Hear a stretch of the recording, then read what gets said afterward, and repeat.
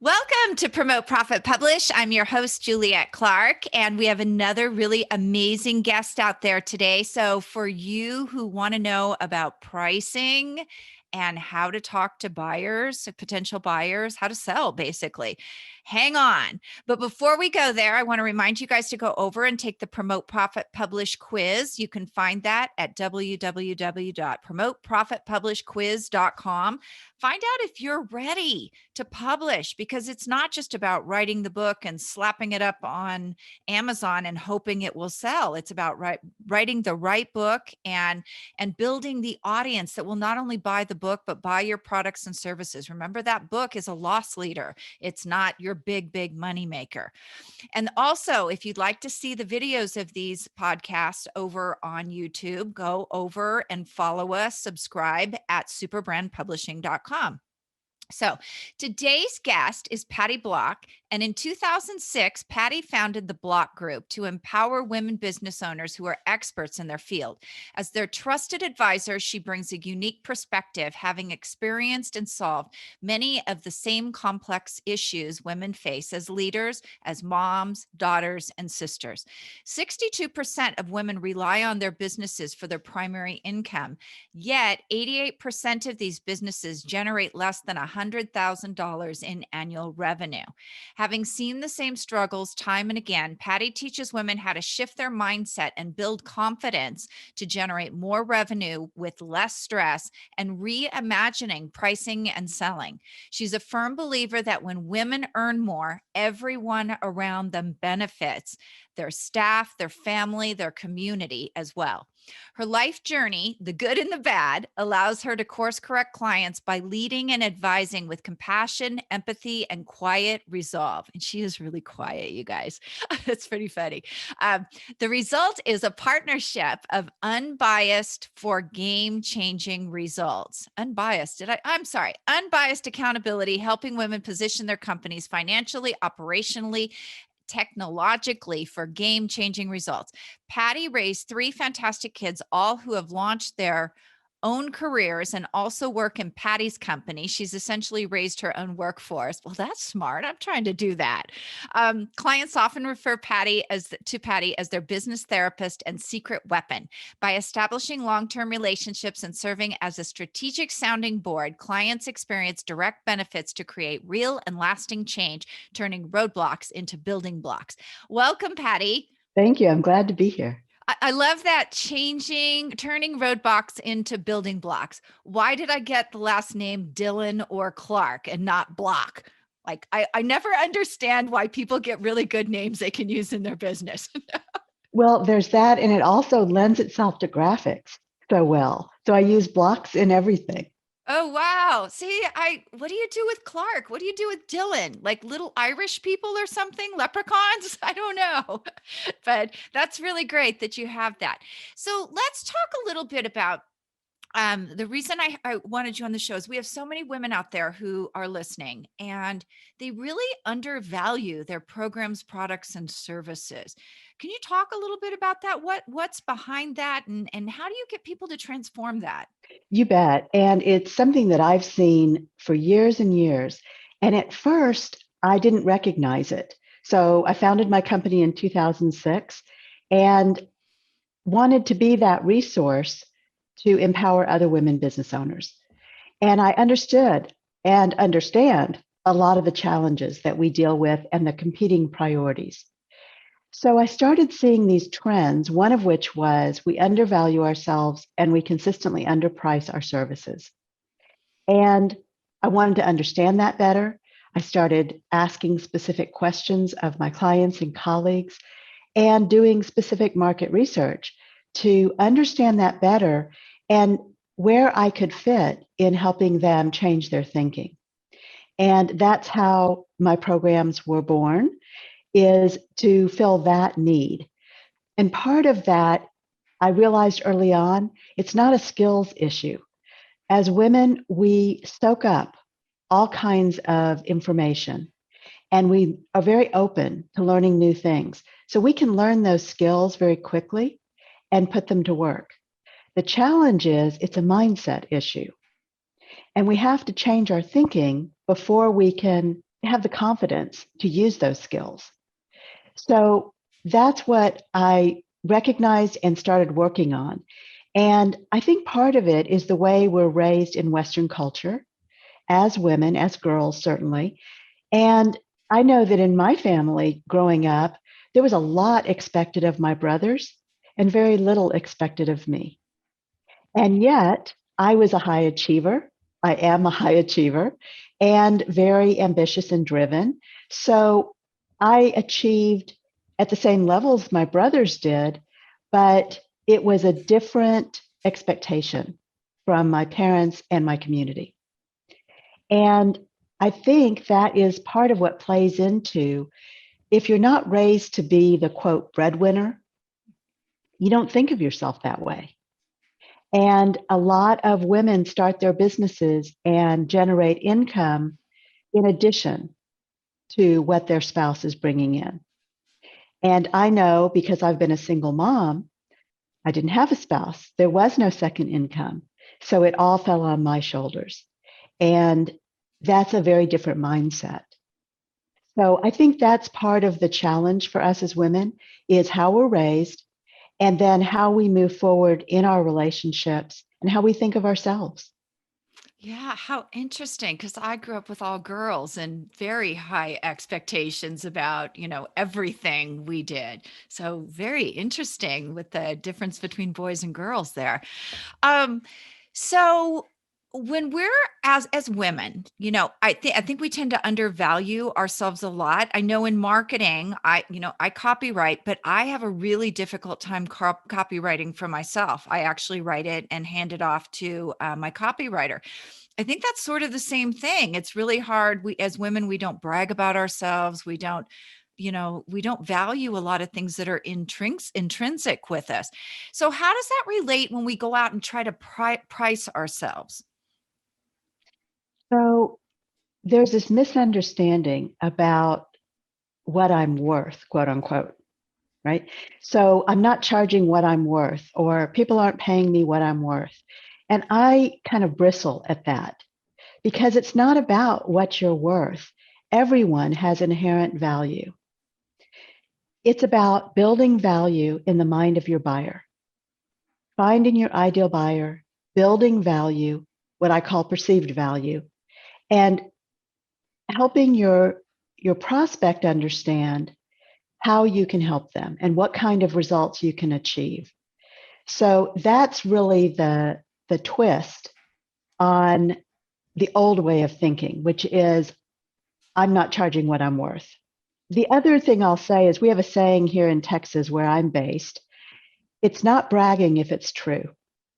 Ooh. And that is something I hear frequently from my clients and colleagues that I feel like I'm bragging. And they feel very self conscious and it doesn't feel good. So, and we've been taught growing up don't talk about yourself. It's bragging, and that's unseemly. That's not how a young lady should behave. That's not how a professional should behave. And my contention is it's not bragging if it's true.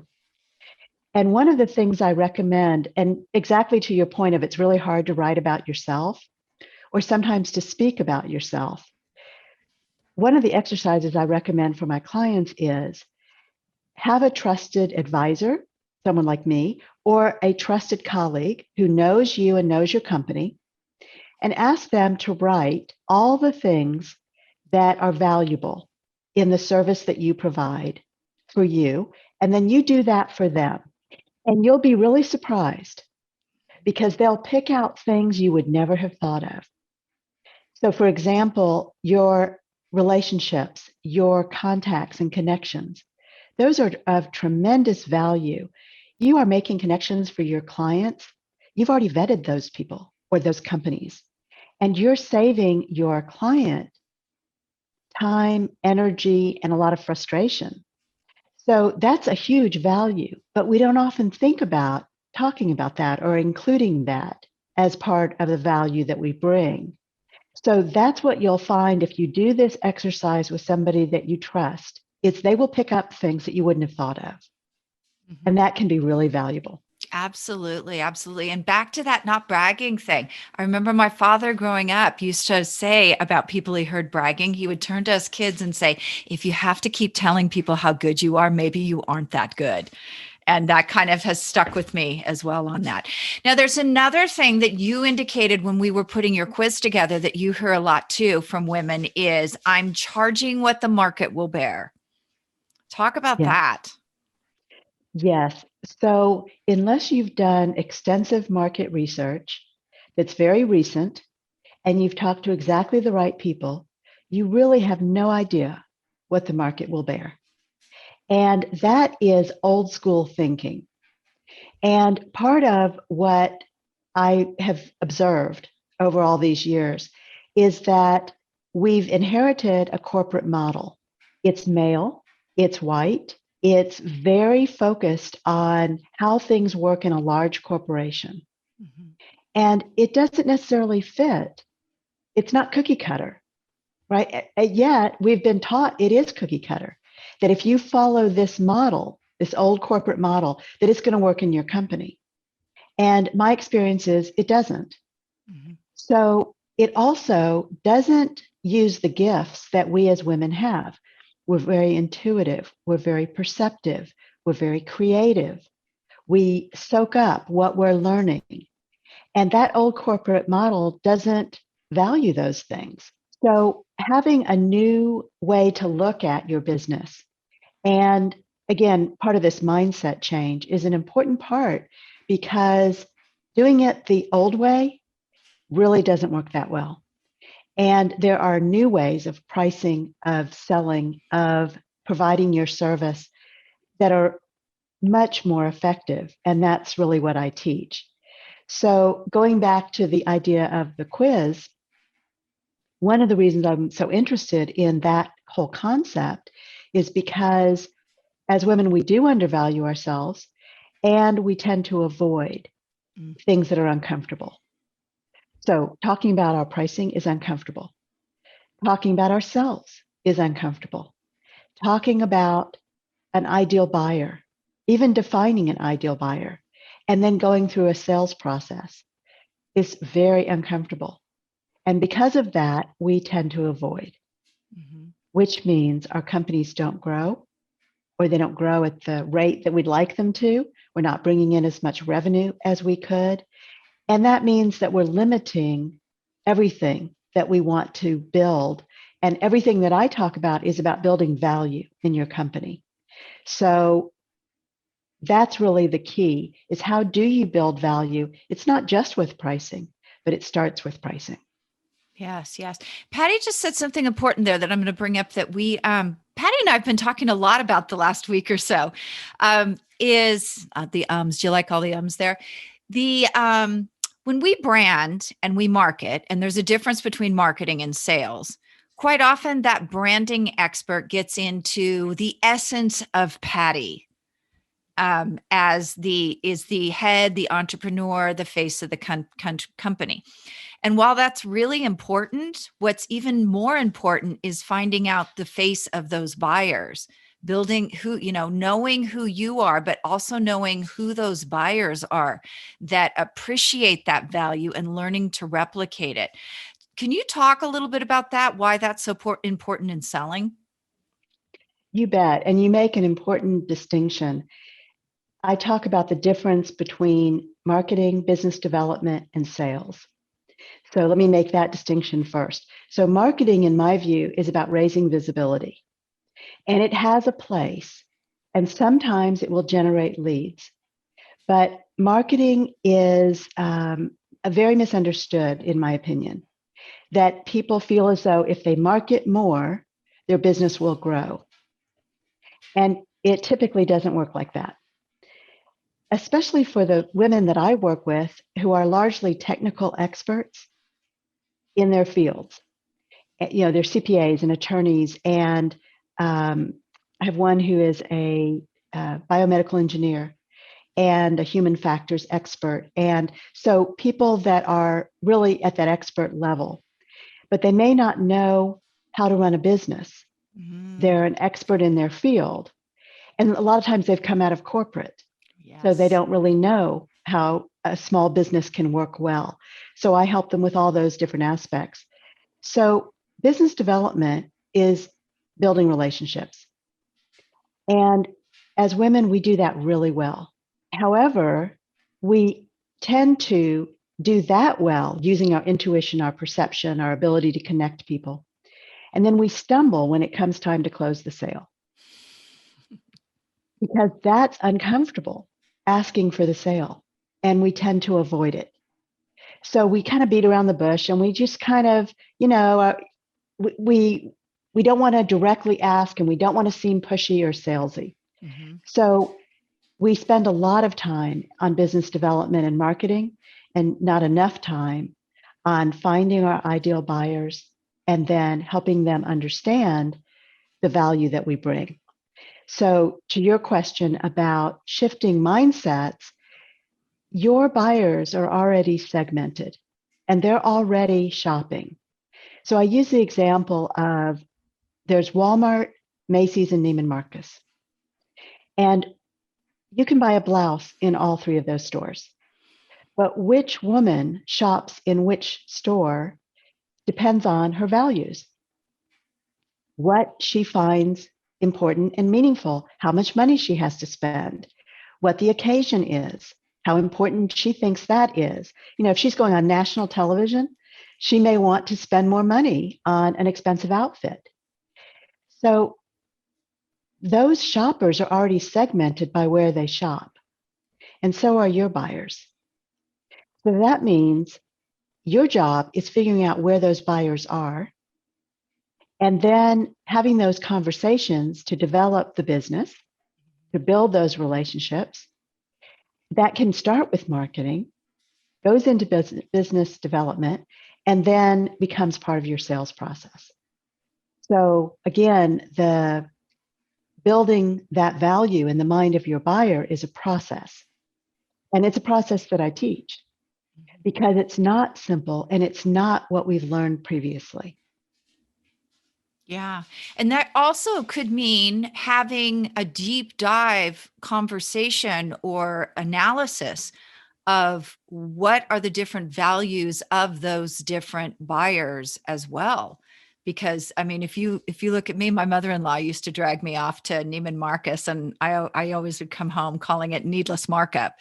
So that kind of, but if I had to go for a high-end blouse for a TV appearance, yes, that's where I'd go. So I think a lot of it is not just identifying where that buyer is, but also what are the values of that buyer to have that conversation with them to close that deal, or any deal as far as it goes. Yes, and let me add that I really believe firmly there's a price point for every buyer. So when women talk about this is what the market will bear, not only do they have no evidence of that, and it's kind of a protective mechanism, right? That we don't have to have those uncomfortable and difficult conversations if we believe this is what the market will bear. Mm-hmm.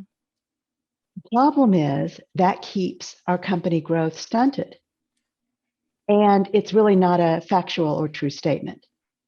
So, helping people shift how they're thinking so that they understand that if I can leave behind these false ideas about what the market could bear, or I shouldn't be bragging, or all of these things that keep us stuck, and take on a more progressive way of thinking that does use our intuition and perception and all the gifts that we have as women, then we can start putting that to work for us in the sales process. Then it's not uncomfortable and we won't avoid it. Absolutely. So here's what I hear a lot, and I'm going to let you kind of turn this into a case study.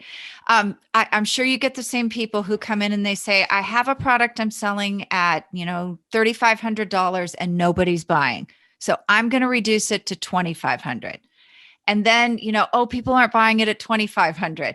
Well, now it's time to start looking at what really is the problem here. Is it your value? Is it their value? Is it your uncomfortableness? Because at the end of the day, if I'm closing you and I'm uncomfortable about the conversation, the skill, and all that, the person on the other side is going to feel that, which doesn't make them comfortable. So how do you handle that whole, I mean, there was a lot to unpack there, probably, that I just gave you.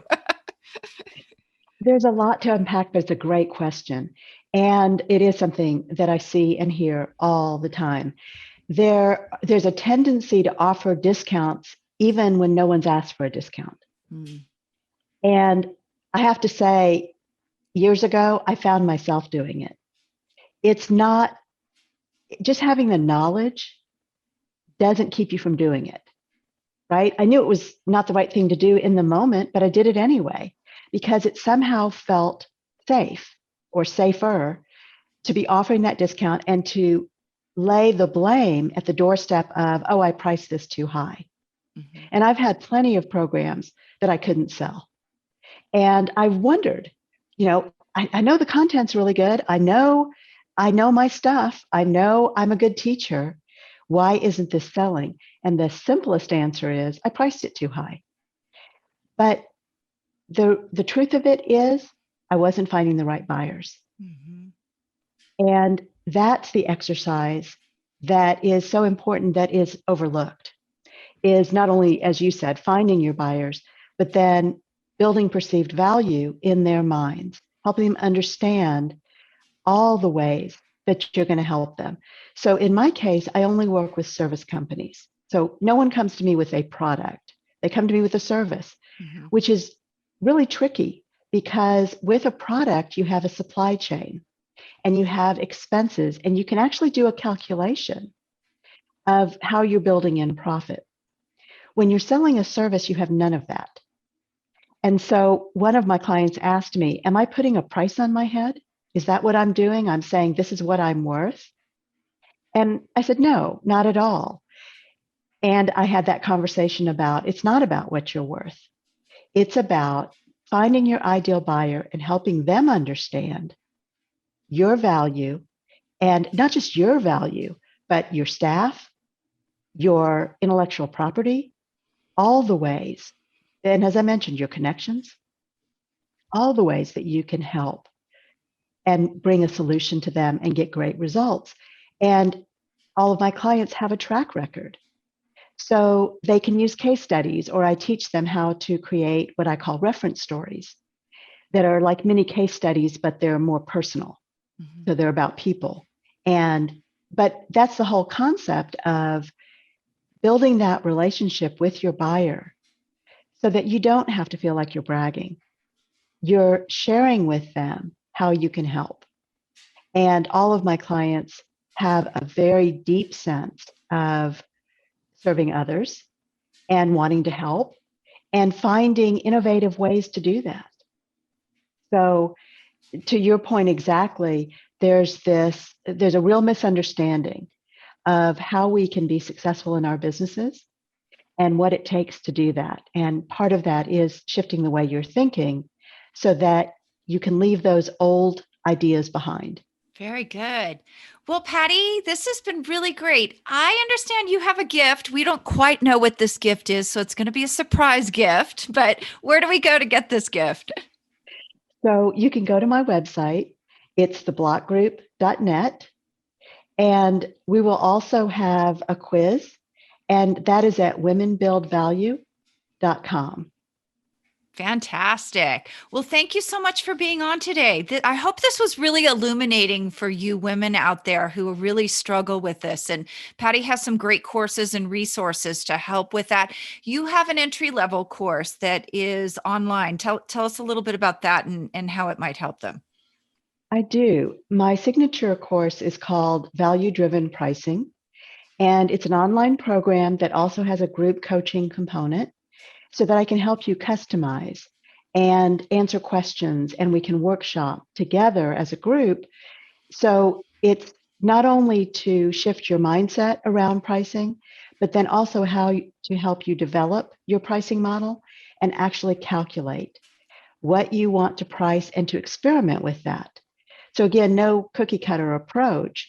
It's figuring out what's right for you and your company and then experimenting and testing that. And that program is a self-paced program. with that group coaching.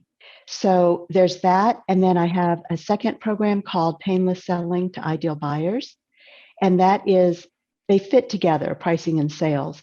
So that program is to help you really have a whole new way of looking at business development and sales so that it doesn't feel so uncomfortable. It feels more like matchmaking.